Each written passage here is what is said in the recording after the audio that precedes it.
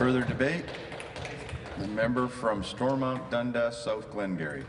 Thank you, Speaker. It's proud to rise today to talk to Bill 65, I guess better known as the Safer School Zone Act. We see, some of the benefits of government polling, knowing that if they were to title this bill, it's the name it really is, photo radar, it wouldn't be very popular. So going to a school, naming it, it's just a way around getting around a promise that this government made. I mean, we got rid of not too long ago a system that the public of Ontario quickly, overwhelmingly said they didn't believe was right. Something put in by the third party here, by their former premier. The only chance that when they were in here, but their policies, but their policies quickly showed that they didn't connect with people. We had the government at the time, their premier, or their I guess leader at the time before he was premier, commenting that it needed to get rid of photo radar. It wasn't a system that the people supported. It wasn't right.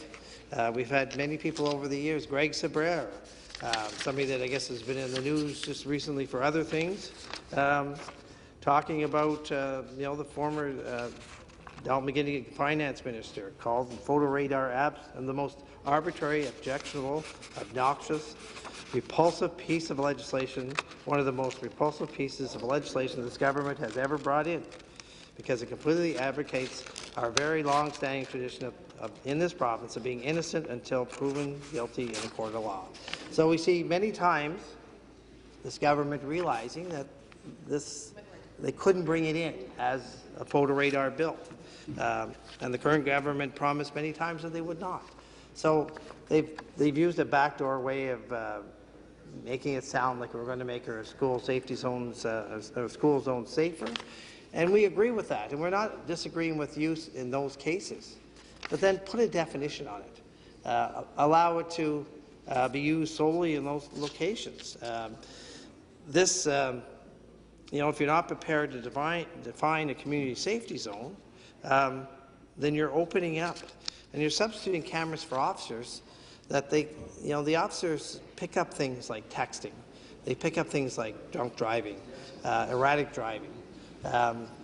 Photo radar does not do that. And if we look at the real causes for accidents today, it's those reasons, not so much speeding anymore. And we support it in school zones. I mean, when you look at what this opens up to, we're talking about Allen Road, Black Creek Drive, Burlington Street in Hamilton, Gardiner Expressway. There's all kinds of areas this opens up that has nothing to do with the school zone. It's really just a way of silencing some of their partners that they're stuck for revenue. We see a government that constantly re-announces infrastructure money, but we're not seeing that money get out to the field, I guess, say to the municipalities. In my Stormont Dundas and Glengarry, last year we talked about the infrastructure funding. Not one of the townships, not one of the 6 out of 6 qualified. And I can't say there wasn't any need. This is a way to supposedly make them happy. We can see a lot of country roads now being photo radar. But I think in the country we see things a little bit differently, and it's a matter of need. And we look at some of the, despite being turned down, we have many projects, like in South Dundas.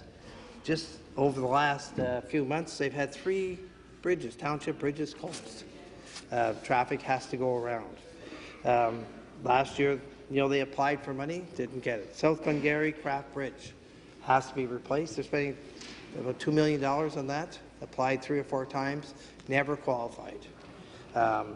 We see, North Stormont or North Glengarry, the water project, kind of led along for quite a few years. Even, gave $5 million for engineering. Now it looks like they're not going to get the project. So there's $5 million. Instead of just telling them before the last election that they weren't going to get it, they gave them $5 million. Now, the $5 million would have paid for most of the requests that I've talked about in SDNG, because the engineering that was done there is a waste. It gets to be thrown away because they're not doing that project. They have to resort to something else. Rural Ontario, over the last, I guess a little over 6 months, attacked by this government, and it's the school closures. Same thing, we're looking at windmills, solar farms being forced upon us, money being taken out of the ridings, but no funding. And now the carrot's out here that, well, we can have photo radar. If you support this plan, you can put the photo radar in on streets where if I were you, I guess you're not saying this publicly, but put it in the most efficient places where you might get the most revenue back. It's just, after talking for more than a decade now about not putting this in, it's snuck in a back way. And if it really, was that important, put it out in face value and debate the bill, and don't sneak it through, in a way that you hope people don't notice, because people will start to notice as these, and it's always in in the name of safety. We had, when I was mayor of the township, I had a citizen come in and wanted to make the speed limit all the township roads 50 kilometers an hour. And sometimes it's hard to say no at council, and there was it looked like maybe a majority of council was going to approve it. And I suggested maybe we talk to the community. Maybe we just see what the wishes are here. Because I said, I don't want to go around and change a lot of signs on 1,000 miles of roads and be forced to go back and change them. And the councillors came back, one of them came back, of course the paper covered that, the next meeting, and he says, I heard loud and clear that this is not an answer that we want to proceed with. The argument was about safety, school buses, and how it would be much safer if everybody traveled 50 kilometers an hour. But it's not reasonable when you're looking at moving traffic, expressways, areas that, we have residential areas that, yes, we need some help. Photo radar has a place there. School zones, areas where you're dealing with seniors. But let's define that. Let's define what those areas are and be specific. And that would follow in a commitment that this government made not that long ago. I know it was a Conservative government that actually cancelled the program, but it was a matter of, if I listened to election promises, of course, of that era, both parties would have done it. Now, we've seen a party that has not necessarily followed through on its election promises, but they were certainly suggesting that they would do that. Funding for our municipalities is extremely short. We look at the transit funding that they talk about, that only a small fraction of the municipalities in this province actually qualify for. Numbers are announced and re-announced, and if you look at last year's infrastructure spending, very little money was given out last year. It essentially was a null year when it came to infrastructure spending, because that promise of funding just was there, and municipalities spent money on engineering, spent money on projects that they submitted, but the money just didn't flow in time to get it built. So it ends up being a detractor from employment, and I think that's something we've seen this government pull before, saying they're waiting for the feds. But infrastructure money municipalities need to plan their infrastructure, plan how they're going to put it in place, where they're going to put it in place, and they can't if it's only granted through one-time grants. And if you win the lottery, you get the money. And I think it's time that we do some funding based on per capita basis. Even in the city of Cornwall, that has a transit system. They only qualify if they buy a new bus, spend the money on something that maybe they don't need. Often I've heard municipalities say that they would rather spend the money on a bridge, traffic signals, something else. But of course, then they don't qualify for the money. And then you have something over 300 municipalities that don't qualify at all. And some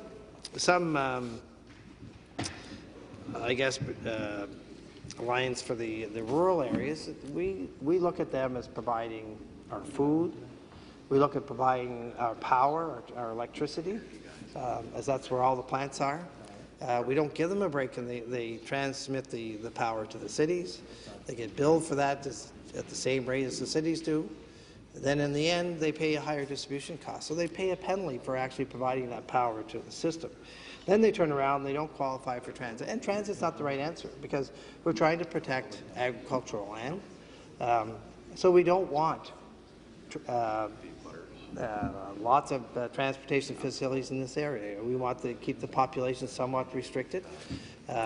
Very hard to build any new houses in a small village or towns. So we see with what's going on in the last few years, we see these communities losing their corner stores. We see them losing their schools. They're under attack all the time. And there's nothing by this government ever to address their needs. We need the Premier was very quick to be in Chrysler just a few years ago, talked about the need to see growth in the agri-food industry because it is the #1 industry in Canada, arguably probably the largest one in Ontario, highest job creator. And yet every time you turn around, you're handcuffing it. You're restricting its ability to grow. Within a couple of days of that huge announcement and asking for the help of the agricultural world to actually move the economy of Ontario ahead, she closed one of the 2 agricultural colleges in the province, and the only English language one in Eastern Ontario, making it much harder for their agricultural students in Eastern Ontario to get that agriculture education that's so needed if you're going to advance. And there's been a lot of advances in rural Ontario in the agricultural field, but it needs help. You know, we look at this bill and the the member from Kitchener Centre said the other day that she was so happy the NDP are supporting photo radar. So, slip of the tongue, Freudian slip, but it clearly shows what this is all about. We're spending millions of dollars on polling that tells them just, okay, we're going to announce this, how best to announce this bill. And of course, knowing that photo radar is grossly unpopular in this province, well, let's call it school safety zones and open the door in the back alleyway. And that's what this bill does. And if they were truly serious, they would define that definition so that it would restrict just where it's going. And if we want to have a debate on photo radar, let's have that. Let's be upfront with people. And I think that it's time that this government is upfront with people. You know, we see years of projects and reviewing one of the larger projects that actually in my former life as mayor, I came up with the City of Cornwall and the county council members on Highway 138 north of Cornwall, between Cornwall and Highway 417. Big discussion about the need for it. 2006, a big study to show what was required. Results published, no money. So 10 years later, identification is still a problem. Another study done. So far, no more money. So we identify needs. We've done a number of construction jobs on that highway without the improvements. So now, economically, if you want to be efficient, you have to wait till the 20-year cycle when the pavement needs to be replaced again. I mean, it's not a very efficient way of spending money. You identify a problem, you're pretending that you're listening, and then let's do a study and let it go away. Now, we're even doing a study on top of a study. It's time to take action, time to put money where people need it. And, you know, it's looking now like maybe their infrastructure funding that was originally a 10-year project promised by this government became 12 years. The money must be in jeopardy because they're looking at alternatives to kind of make the municipalities go away. And I think that if we're really going to help the municipalities in Ontario, which are crying desperately for more adequate funding. We see this province not that long ago pointing their finger at the federal government because it didn't line up with their beliefs. It was a bad government. Well, we see a new Liberal government there and further cuts. I don't hear the complaints today, but actually they're worse shape today than they were under the Stephen Harper government. He actually promised in the health care that we heard so much about that he was going to continue to 2018 without the cuts. Well, this government cut it sooner. But and of course, when they did give their 6% increase, it just allowed the government in Ontario to actually cut back and use some of that money for something else. And when we look at what they're using it for, self-promotion advertising, lots of issues that really aren't helping people and are making people in this province very upset. So I know they don't like some of these leaks where we find out some of this information. They certainly handcuffed the financial officer, the Auditor General, so that there are no longer any oversight in those areas.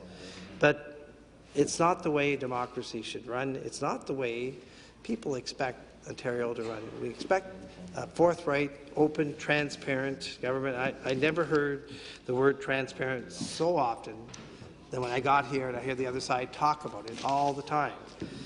But the only thing I ever see is more and more opportunities where the transparency is removed by this government. You know, they brag about bringing in the toughest rules, but they forget to say, yeah, but we canceled them at the same time.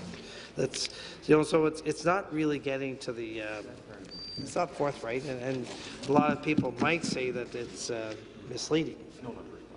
So we've just gone through, in my riding, a terrible 6 months. We've had community against community. I'm receiving letter after letter talking about our schools, our community hubs that are closing.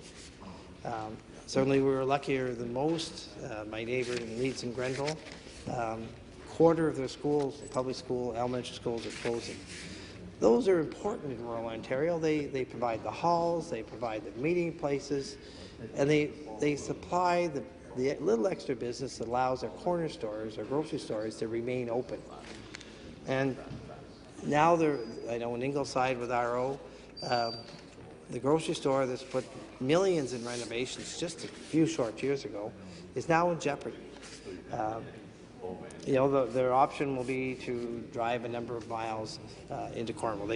This government has talked about help. We've heard about maybe expanding the LCBO in these stores, but they've only helped the largest stores and the largest centres. They haven't helped the small rural area. And you know, I think it's time that we look at providing the proper funding. Not this backdoor way of opening up photo radar and hoping that somehow there'll be some enough money to run the place. Let's look at the efficiency, how we're running this province. Let's look at where we can actually reduce or increase efficiency so that we save money and able to spend money on the priorities, because the priorities are failing. Education is being cut. Healthcare is being cut. A local surgeon in my area told me that he won't even take a knee surgery on, because he says it's embarrassing to tell people they have to wait 2 years. He works, and it's not because he can't take on more surgeries. He's spending two days a week in Messina because he can't get the operating room hours in Cornwall. He's talking about just under 2 years wait for hip surgeries. So this is not a shortage of doctors. The doctors are there. It's a shortage of funding. And I have no problem if that's the problem and you want to talk about it, but they don't want to talk about it. They want to give the idea that they're increasing funding for all these hospitals after 4 years of hearing that they had received no increase. Last year they gave an increase supposedly to the hospitals, and in one of my hospitals, that 1% increase actually is $1 million loss in funding. Yep, in one little pocket they got $90,000, which is that 1%. But when you look at the overall funding, they've been cut $1 million. And it's not right. People should know. And if you've got a level of people, tell them what you're actually doing. Don't come out there and then. If I talk to another one in my hospital, she says, yeah, we're sworn to secrecy. If we go out to the public and actually complain, then the message is next year will be worse. And that's why, if you talk to any of the not-for-profits, that's an issue. So we're looking at... The member from Glengarry, Prescott Russell. With all due respect to my good friend and colleague from Stormont, Dundas and South Glengarry, school closures and school closures and hospital speaker, I don't believe are part of this bill. So I'm just trying to ask whether or not he could come back towards. I would ask the member to not drift too far, but you know, schools, school safe zones and schools very close, but try to keep it within the guidelines. Thank you. You got 16 seconds to do Well, I'll pull it back in, but you know, the schools, though, I guess they've done some things here by reducing the number of school zones by closing them. That'll save some money, but really, it's all about funding. Let's be honest with the people of Ontario. Let's come out and really attack the problem, and that's proper funding, and don't sneak in photo reading. Thank you.